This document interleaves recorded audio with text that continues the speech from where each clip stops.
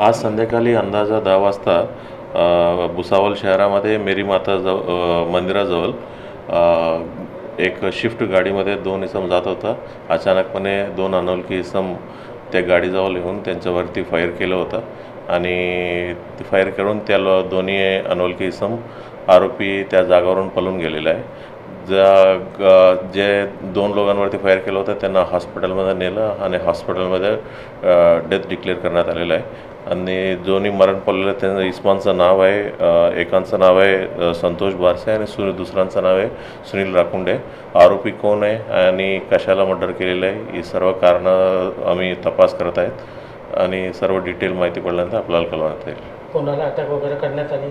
अजूनपर्यंत कोणाला अटक करण्यात आलेलं नाही. एकूण किती लोक असतील ते मारणार? ही आत्ता मला सांगता येत नाही. इन्व्हेस्टिगेशन चालू आहे. एकदा पूर्ण माहिती पडली की आपल्याला सांगेल. त्या घटनेत जे ठार झाले ते नगरसेवक असतात ही संतोष बारसे माजी नगरसेवक आहे असं माहिती पडते. आणि दुसरं जे होतं सुनील राखुंडे हे कोण होतं? समाजसेवक होते काय? त्याच्याबद्दल आता माहिती नाही माझ्याकडे. पार्श्वभूमी